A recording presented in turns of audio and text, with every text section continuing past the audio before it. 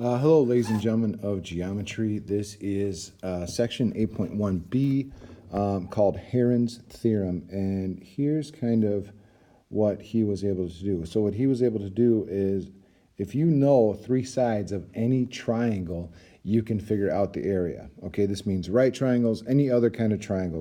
So here's kind of a little bit about him. His name was Hero of Alexandria. Alexandria is in Egypt. This is a sketch of what he looked like. This is actually a picture of a statue of him. He lived from 10 to 70 AD, so a long, long time ago. He had an expertise in math and physics. He made the very, very first steam engine. I have no idea how they get from Hero to Heron. It's just a little bit weird to me, but that's the English language for you. So anyway, let's kind of get down to what he figured out. So for any triangle, here's kind of what he figured out. If you know all three sides, you can take what's called the semi-perimeter. So the semi-perimeter means add up all three sides and divide by 2. Now this is different because a lot of you guys, especially coming from stats or talking about stats, you're used to, oh, there's three things, add them up, divide by 3. Not quite what you're doing here. You're going to take the sum of the three sides and divide by 2. Okay? Then you're going to do this. Now don't get intimidated by this. Here's all you're doing. You're going to take your semi-perimeter, subtract each side, times the original number, and then take the square root. Okay? So we'll go through a couple examples here, but just so you know, you add up all three sides, divide by 2. Add up all three sides, divide by 2. That gives you a number, okay? Just say that the number is, 14 or something.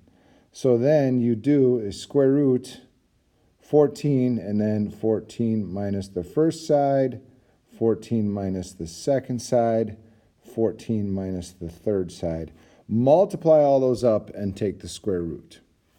Okay, so let's kind of put this into practice, walk through an example. So this is a non-right triangle. It's got 44 feet, 29 feet, 50 feet. So first things first, add all these up. So 44 plus 29 plus 50. That's going to be 123 divided by 2 equals 61.5. All right. Don't get thrown off by the fact it's a fraction. It's just 61.5. So now I'm going to take 61.5. Then I'm going to take 61.5 minus 44. 61.5 minus 29. And 61.5 minus 50. All right, so I'm going to multiply all those things. So 61.5 minus 44 is 17.5. 61.5 minus 29 is 32.5. 61.5 minus 50 equals 11.5. So I'm going to multiply all these numbers together and take the square root. So multiply 61.5 times 17.5 times 32.5 times 11.5. I get 402,248.4375. When I square root that, I get 634.23 feet squared, which is going to be pretty close to my answer. All right, so now I know some of you are looking at that going, what did I just do, or what the heck just happened? And the other half, you're going, how do I know that that would even be close to right? Well, first off, let's kind of look at this. This is a right triangle. So we know that in any right triangle, we can use, 1/2 base times height. Well, there's my base, there's my height. So I can go 1/2, 56 times 33. That will give me my base. That will give me my area. So I get 924. All right. Heron's theorem will also work here. All right. I know in this particular case, Heron's theorem is a few more extra steps, but I want to show you that it works for right triangles, and kind of hopefully from there you kind of figure out, well, if it works for right triangles, it ends up working for all triangles. When you get to trig, they'll show you some other ways to figure out the areas of triangles where they don't necessarily give you just a base and a height here. So if I add it up, 65 plus 56 plus 33,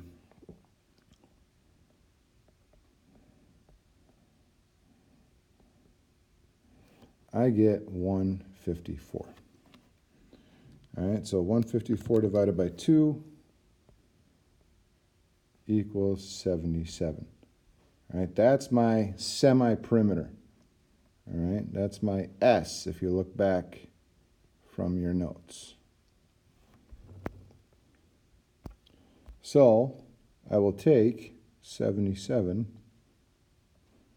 then I will take 77 minus 65, which is 12, so minus 65, 77 minus 33, which is 44, and 77 minus 56, which is 21. So where did I get all those? I took 77 minus 56,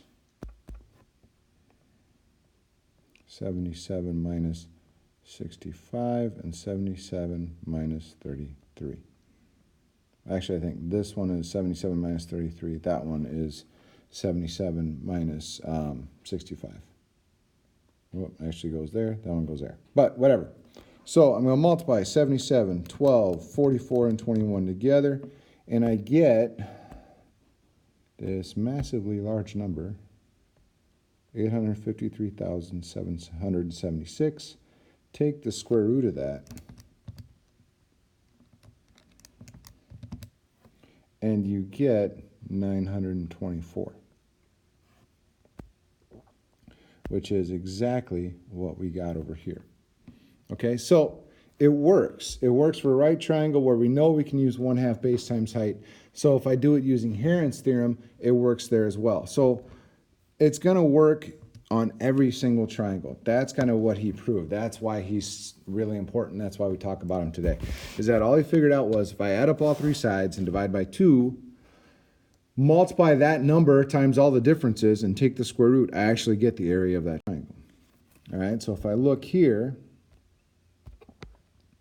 start with this one, hit pause, take a minute, and see what you can get for an answer here.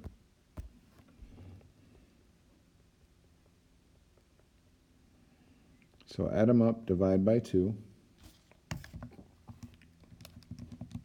think that's 29 divided by 2. So that should be 14.5. So I'm going to take 14.5. Make sure you include the number. Some kids like to forget that. So 14 minus 5 minus 12 is 2.5. Minus 10 is 4.5. Minus 7 is going to be 7.5.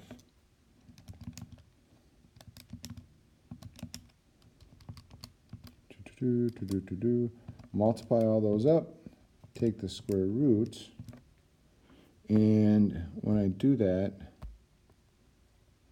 I get the square root of 1,223 with a decimal, which ends up being 34.97. So that's going to be the area for that. Okay, that's all I'm doing. So this one, don't get thrown off by, you know, the fact it's got a decimal. Ooh, boo, oh no, not a decimal. Oh, some reason decimals scare the crap out of you guys. So my sum here is going to be 24.9 divided by 2. So that's going to be 12.45. So my number here becomes 12.45 times 6.95. Okay, all I did was subtract it from 5.5. Next number, 12.45 minus 10.9, 1.55.